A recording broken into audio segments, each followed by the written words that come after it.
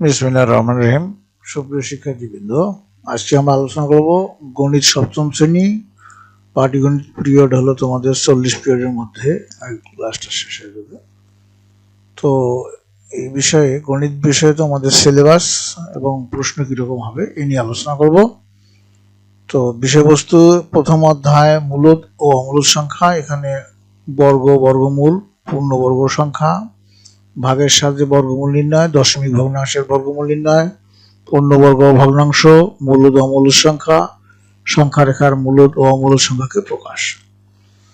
2 হলো তৃতীয় অধ্যায় সমানুপাত লাভ ও ক্ষতি। এখানে বহুরাশিক অনুপাত ও ধারাবাহিক অনুপাত, সমানুপাত লাভ ক্ষতি, গতি বিষয়ক সমস্যা।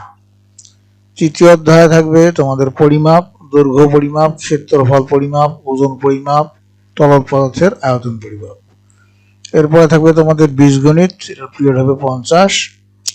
চতুর্থ অধ্যায় বীজগাণিতিক রাশির গুণ ও ভাগ। বীজগণিতিক রাশির গুণ, চিহ্নযুক্ত রাশির গুণ, একপদী রাশিকে একপদী রাশি দ্বারা গুণ, বহুপদী রাশিকে একপদী রাশি দ্বারা গুণ, বহুপদী রাশিকে বহুপদী রাশি দ্বারা গুণ। বীজগণিতীয় রাশির ভাগ, চিহ্নযুক্ত রাশির ভাগ, একপদী রাশিকে একপদী রাশি দ্বারা ভাগ, বহুপদী রাশিকে একপদী রাশি দ্বারা ভাগ, বহুপদী রাশিকে বহুপদী রাশি দ্বারা ভাগ, বন্ধনীর ব্যবহার। এরপরে পঞ্চম অধ্যায় 5 বীজগণিতিক সূত্রাবলী প্রয়োগ। বীজগণিতীয় সূত্রাবলী, বীজগণিতীয় রাশির উৎপাদক, ভাজ্য, ভাজক, গুণনীয়ক, গুণিতক, গরিষ্ঠ সাধারণ গুণনীয়ক, লসাগু, লঘিষ্ঠ সাধারণ গুণিতক, লসাগু। ষষ্ঠ অধ্যায় থাকবে বীজগণিতীয় ভগ্নাংশ, ভগ্নাংশ, সমতুল্য ভগ্নাংশ, ভগ্নাংশের লঘুকরণ, সাধারণ হর বিশিষ্ট ভগ্নাংশ, বীজগণিতীয় ভগ্নাংশের যোগ, বিয়োগ ও সরলীকরণ। এরপরে থাকবে সপ্তম অধ্যায় সরল সমীকরণ, সমীকরণের বিধিসমূহ, সরল সমীকরণ গঠন, সমাধান, স্থানাঙ্কের ধারণা, বিন্দু পাতন, লেখচিত্রে সমীকরণের সমাধান। এরপরে থাকবে জ্যামিতি, পিরিয়ড হবে 40।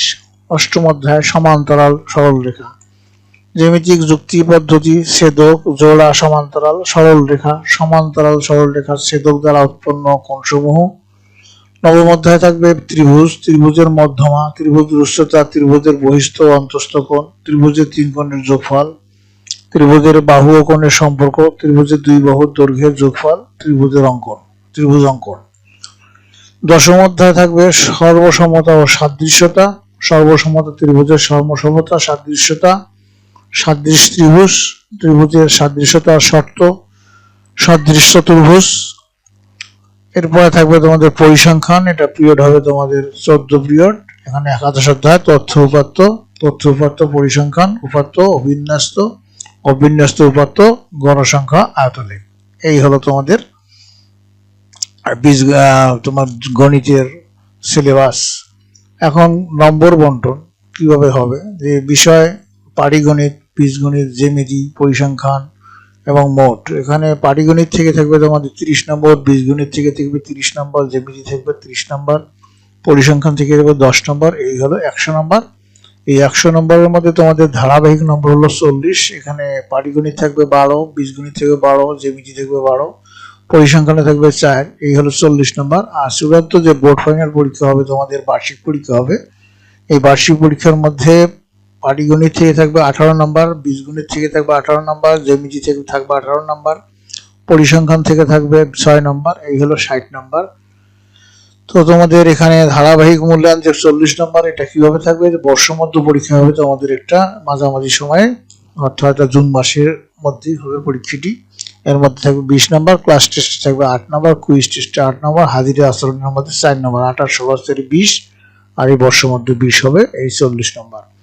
আর চূড়ান্ত যে পরীক্ষার প্রশ্নটা হবে, অর্থাৎ বার্ষিক পরীক্ষার প্রশ্নটা কেমন হবে, এখানে বিষয়বস্তু পাটিগণিত 10টা প্রশ্ন থাকবে, 10টি। এখান থেকে উত্তর দিতে হবে তোমাদের 6টি। এখানে 3, 6, 18 নম্বর, 3 নম্বর করে থাকবে প্রতিটা অঙ্কে। বীজগণিত থাকবে 10টি, এখানে 6টি উত্তর করতে হবে, এখানেও 3 নম্বর করে থাকবে, 3, 6, 18 নম্বর। এখানে জ্যামিতির মধ্যে এখানে উপপাদ্য থাকবে 2টি, একটি উত্তর করতে হবে, এখানে থাকবে একটাতে 5 নম্বর। উপপাদ্য অনুশীলনী থাকবে 2টি, একটির উত্তর করতে হবে, নম্বর থাকবে 4 নম্বর, 4 4। সম্পাদ্য থাকবে 2টি, একটি উত্তর করতে হবে, থাকবে 5 নম্বর। সম্পাদ্য অনুশীলনী থাকবে 2টি, এখানে উত্তর করতে হবে একটি, এখানেও 4 নম্বর। পরিসংখ্যান থাকবে 2টি, উত্তর করতে হবে একটি। এই হলো এখানে 6 নম্বর। টোটাল এখানে এগুলো যোগ করলে হবে টোটাল 60 নম্বর হবে। আর তোমাদের ক্লাস পিরিয়ড হবে, তোমার পাটিগণিতের জন্য 40টি পিরিয়ড থাকবে, আর বীজগণিতের জন্য 50টি, জ্যামিতির জন্য 40টি, পরিসংখ্যানের 14টি, মোট হবে 144টি পিরিয়ড হবে তোমাদের। এবং তোমাদের বই হবে জাতীয় শিক্ষাক্রম ও পাঠ্যপুস্তক বই, বাংলাদেশ কর্তৃক প্রণীত গণিত সপ্তম শ্রেণী। এই বইটি তোমাদেরকে অনুসরণ করতে হবে, এই বইটি তোমাদেরকে পড়তে হবে। আশা করি তোমরা বুঝতে পেরেছো। এর পরবর্তী ক্লাসে আমরা বিজ্ঞান নিয়ে আলোচনা করব।